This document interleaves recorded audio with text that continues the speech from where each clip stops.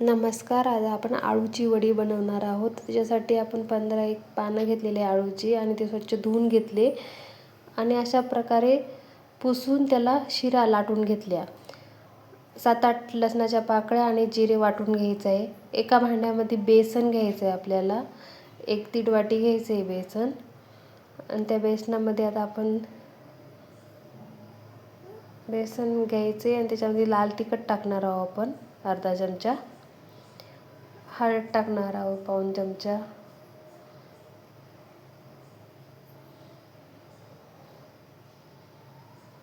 मीठ टाकणार आहोत आपण अर्धा चमचा. हे बघा मीठ टाकलं अर्धा चमचा. आपण लसूण वाटून घेतला होता ते पण टाकायचा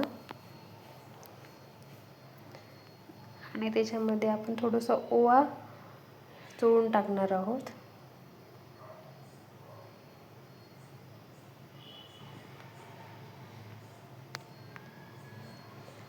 ओवा टाकला आणि याच्यात पांढरे तीळ टाकले बघा थोडे, जे गावरान तीळ असतात ते तीळ टाकले आणि हे सगळं पीठ भिजून घेणार आहोत आपण. बेसन पीठ अशा प्रकारे भिजून घ्यायचं आहे आणि एका ताटावर आता हे पानं एक एक पसरून त्याच्यावर बेसनाची पातळ लेयर लावणार आहोत आपण. बघा मी कशी या व्हिडिओमध्ये लावते तशी लावायची आहे आपल्याला. त्याची जास्त जाड लावायची नाही, पातळ एकदम पातळ लावायची आहे. अशा पद्धतीने लाव घ्यायचे आहे. एकावर एक पान असे ठेवत राहायचे आहे आणि बेसन लावायचे.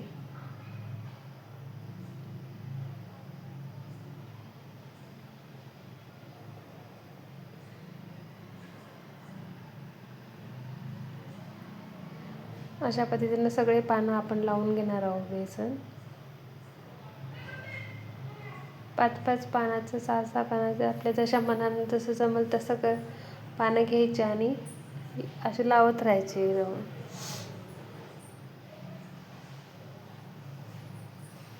बेसनाची पातळ लेयर लावायची, जाड लावायची नाही. हे बघा अजून मी एक पान घेतलं आणि त्याच्यावर पण लेयर लावून घेतली.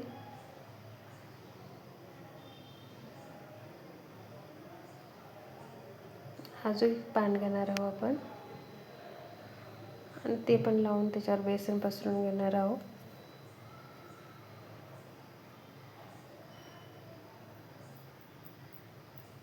आता बेसन याचा आपण सगळं झालेलं आहे तर राऊंड मारून घेणार आहोत. बघा मी जशा पद्धतीने ते तसंच लावायचं आहे. त्याचे काठ दुमडून घ्यायचे आहे चारी बाजूनं आणि त्याचा राऊंड बनवायचा आहे आपण.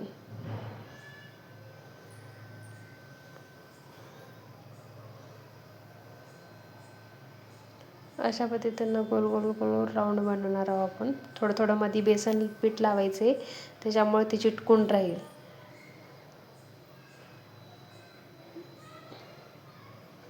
अशा पद्धतीनं गोल राऊंड तयार करायचा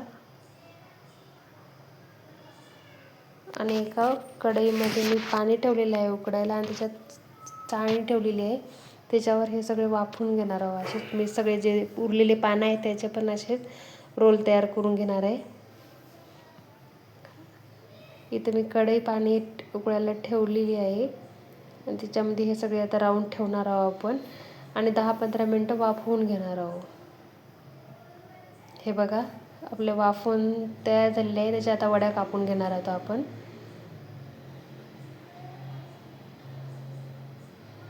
हे बघा अशा पद्धतीनं पातळ वड्या तयार करून घ्यायच्या आहे. हे वड्या मी कापून घेतल्या सगळ्या. आता एका कढईमध्ये तेल गरम ठेवलं आणि हे वड्या तळून घेणार आहोत आपण.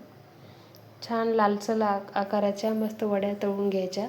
खरपूस छान भाजू द्यायच्या, त्याला तेलामध्ये तळू द्यायच्या. अशा पद्धतीनं वड्या केल्या तर खूप छान खमंग होतात बघा.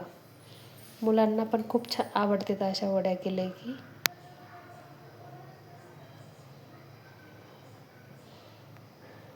याने काही खाजगीच काहीच येत नाही गळ्यामध्ये. फक्त छान तळू द्यावं लागतं आणि वाफवून पण घ्यावं लागते छान पानं. कच्चे राहिले की गळ्यात खाज येते. हे बघा, वड्या आपल्या सगळ्या तयार झालेल्या आहेत.